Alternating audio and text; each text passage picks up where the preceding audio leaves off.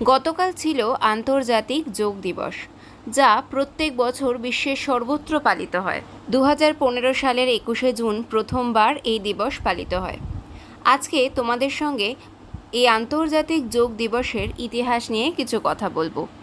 2014 সালে ভারতের প্রধানমন্ত্রী নরেন্দ্র মোদী জাতিসংঘের সাধারণ পরিষদে আন্তর্জাতিক যোগ দিবস পালনের প্রস্তাব দেন। বিশ্বের বহু দেশ সেই প্রস্তাবকে সমর্থন করে। এরপর ইউনাইটেড নেশনস 21শে জুন আন্তর্জাতিক যোগ দিবস হিসাবে ঘোষণা করে। 2015 সালের 21শে জুন প্রথমবার এই দিবস উদযাপিত হয়।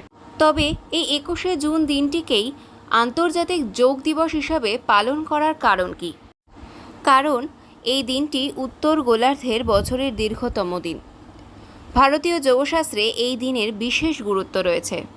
এই দিনে সূর্য ওঠে তাড়াতাড়ি এবং অস্ত যায় অনেক দেরিতে। যোগ হলো ভারতের প্রাচীন ঐতিহ্য এবং বিশ্বের কাছে ভারতের এক অমূল্য উপহার। প্রায় 5000 বছর আগে এর সূচনা হয়েছে বলে মনে করা হয়। যোগ শব্দটি সংস্কৃত যুজ ধাতু থেকে এসেছে, যার অর্থ হলো সংযোগ বা একত্রিত হওয়া, অর্থাৎ শরীর, মন এবং আত্মার মধ্যে সঠিক সমন্বয় গড়ে তোলাই হলো যোগের মূল উদ্দেশ্য। হিন্দু ধর্মে পুরাণ মতে আদিযোগী হলেন মহাদেব। কথিত আছে, মহাদেব এক গভীর তপস্যায় রত ছিলেন। তখন তার সঙ্গে দেখা করার জন্য বহু ভক্ত উপস্থিত হন, কিন্তু তিনি এতটাই গভীর ধ্যানে মগ্ন ছিলেন যে ভক্তদের উপস্থিতি তিনি বুঝতে পারেননি। একে একে ভক্তরা নিরাশ হয়ে ফিরে যেতে থাকে।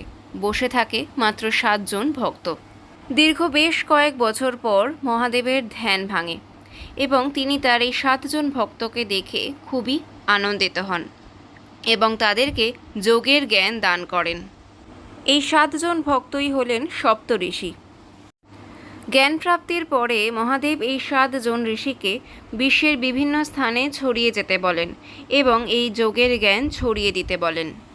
কথিত আছে এই ঘটনাটি ঘটেছিল এই 21শে জুনের দিনই। তাই যোগের ট্র্যাডিশনে এই দিনটির একটি বিশেষ গুরুত্ব আছে। বর্তমানে বিশ্বের অধিকাংশ দেশে মানুষ নিজের স্বাস্থ্য এবং মনকে ভালো রাখার জন্য এই যোগব্যায়ামের পথ বেছে নিয়েছে। ভারতবর্ষেও এই আন্তর্জাতিক যোগ দিবস পালিত হয় 2015 সালের 21শে জুন। দিল্লির রাজপথ বা কর্তব্য পথে এই দিনটি পালিত হয়।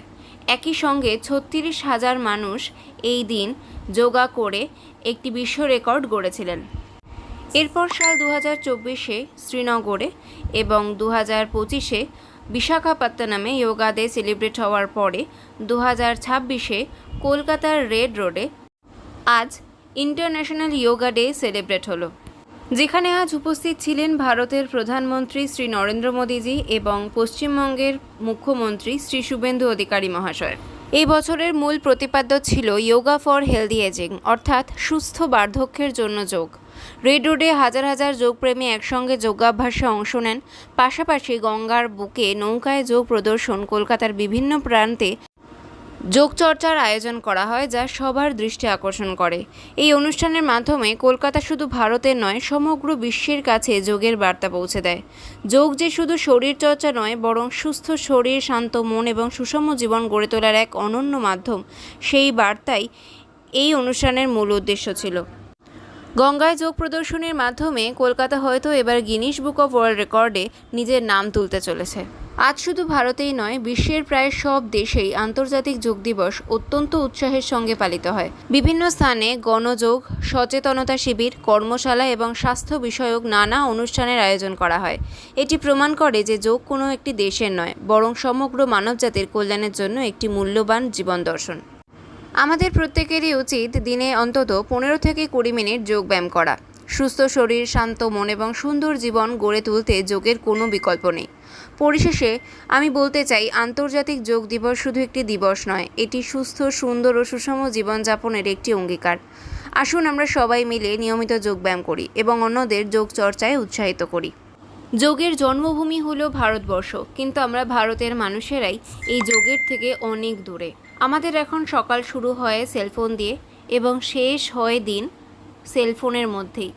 আমরা আমাদের সব কিছুর জন্য সময় দেই, কেরিয়ারের জন্য, কাজের জন্য, কিন্তু নিজেদের জন্য সময় বার করতে পারি না। আমরা প্রত্যেকেই প্রায় ডায়াবেটিস, হাইপারটেনশন, ইনসোমিনিয়ার মতো রোগে আক্রান্ত। আসুন নিজেদের জন্য নিজেদের শরীরকে সুস্থ রাখতে সময় বার করি, যোগ ব্যায়াম করি। ভারতবর্ষের যেমন বিভিন্ন প্রান্তে আজকে যোগ দিবস পালন হয়েছে, তেমনি আজকে কলকাতারও বিভিন্ন জায়গায় যোগ দিবস পালন হয়েছে। আমার বাবার অফিসেও আজকে যোগ দিবস পালন হয়েছিল, তারই কিছু মুহূর্ত তোমাদের সঙ্গে আজকে শেয়ার করলাম এই ভিডিওতে। সকলে ভালো থাকুন, সুস্থ থাকুন, দেখা হবে আবার পরের ভিডিওতে। আজকের মতো এখানেই বিদায় নিচ্ছি।